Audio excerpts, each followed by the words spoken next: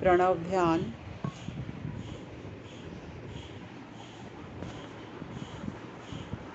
पद्मासन, सिद्धासन, सुखासन, किसी भी अवस्था में बैठें।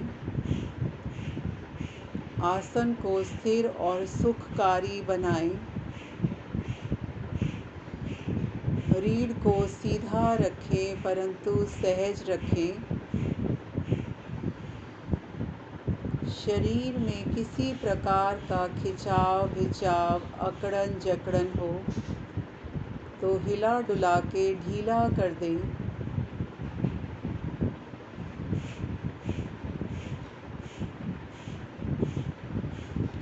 धीरे धीरे अपने भावों में अपने देह की आकृति को लाते जाएं।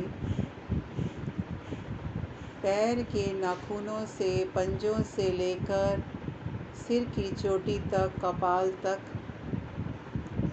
कपाल से लेकर पैर के पंजों तक अपने अंग प्रत्यंग को भावों में लाते जाएं और उस रचनाकार सृष्टि के निर्माता परम पिता परमात्मा के प्रति नमन करते जाएं। उसकी उदारता, उसकी करुणा, उसका प्रेम, उसकी दया, उसका न्याय,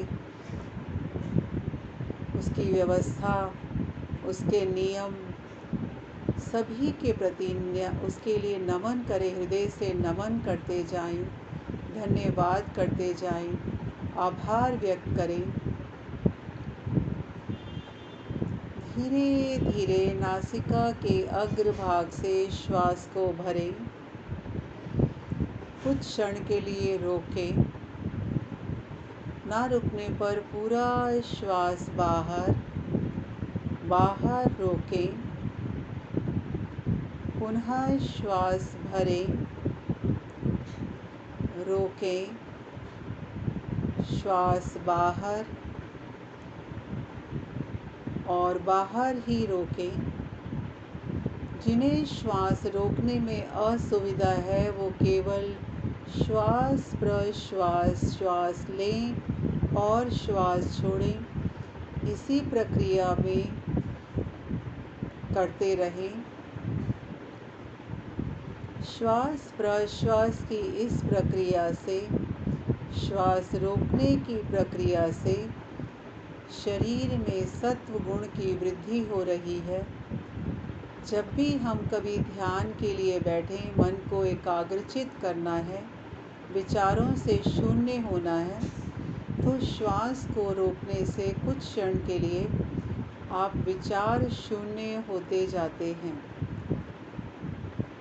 यदि आप श्वास ले रहे हैं, श्वास छोड़ रहे हैं, तो भी आप एकदम से श्वास रोकेंगे तो आप अनुभव करेंगे कि विचारों में शून्यता आ रही है, सत्व गुण की वृद्धि हो रही है, चंचलता समाप्त हो रही है, आलस्य दूर हो रहा है।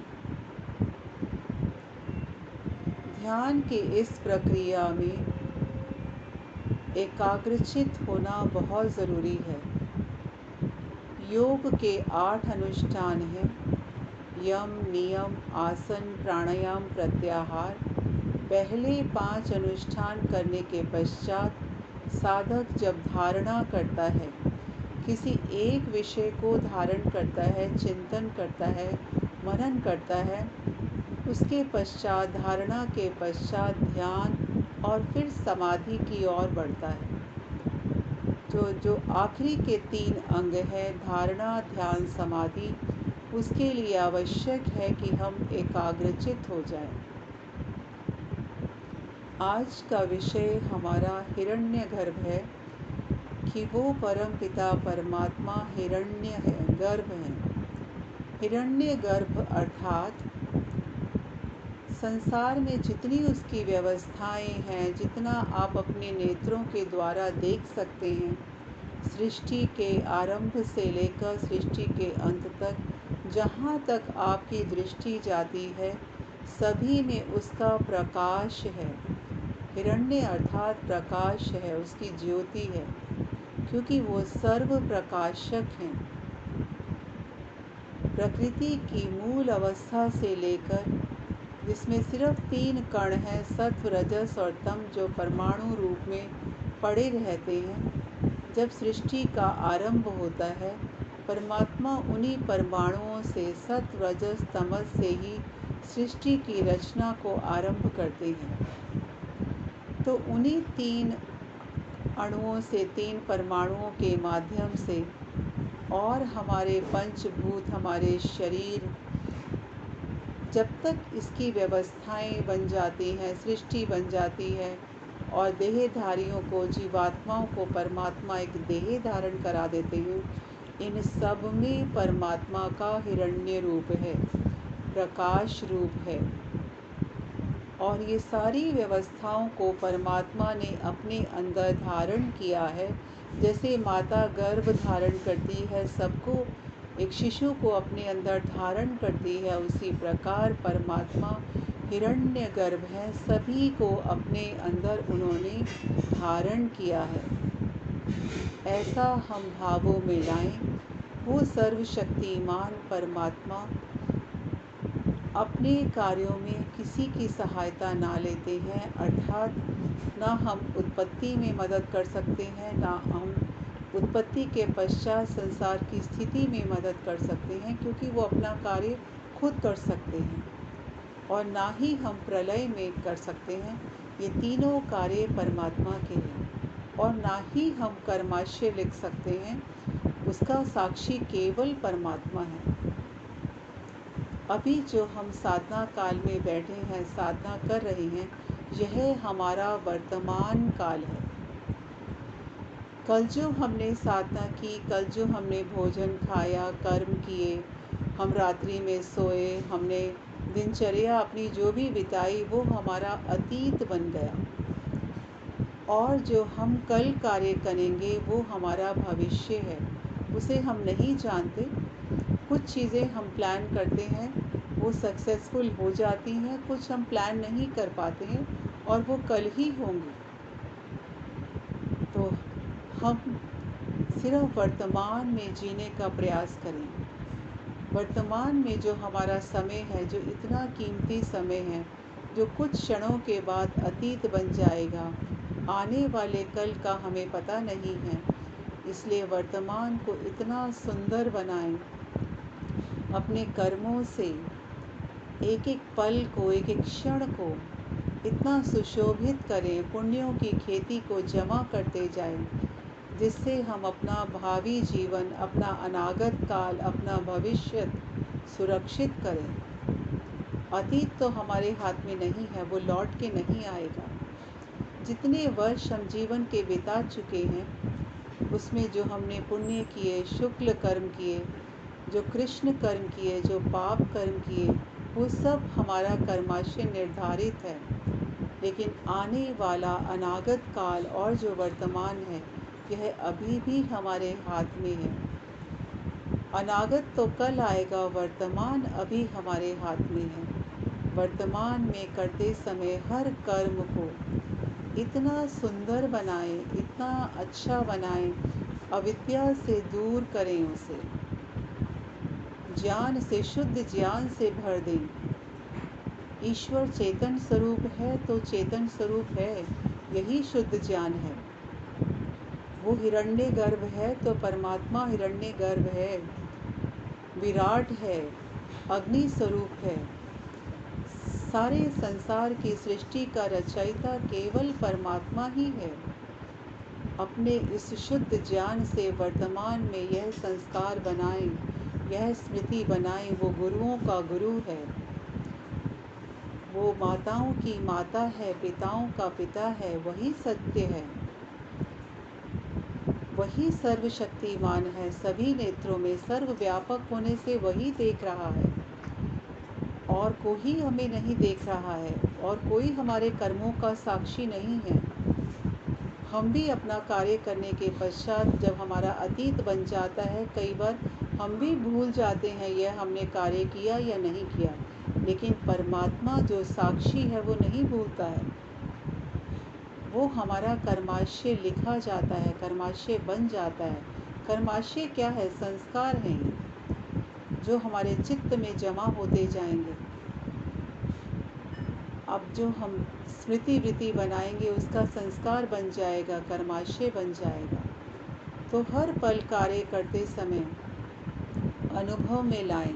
इस कार्य करने से यदि भय, शंका, लज्जा आ रही है तो तुरंत छोड़ दें। अपना कर्माशय पुण्य की तरफ ले जाएं।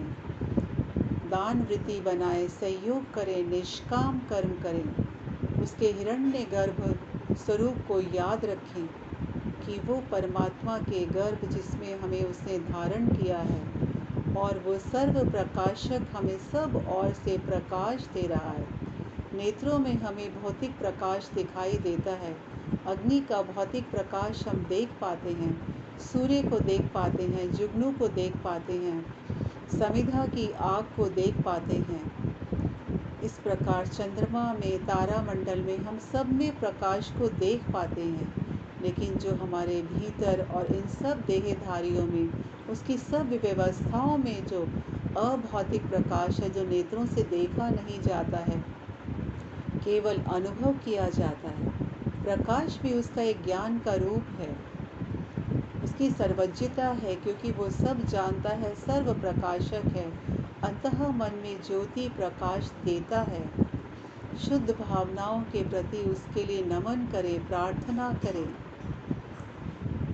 इसी प्रकार आज जो हमने यह उसके हिरण्यगर्भ का चिंतन किया, उसके सर्व प्रकाशक रूप का, और जो उसने हमें सबको अपने अंदर धारण कर रखा है, ऐसे परमात्मा के प्रति नमन करते हुए अब मैं 1 मिनट के लिए मौन होती हूँ। स्मृति वृत्ति को अपना संस्कार बनाएं।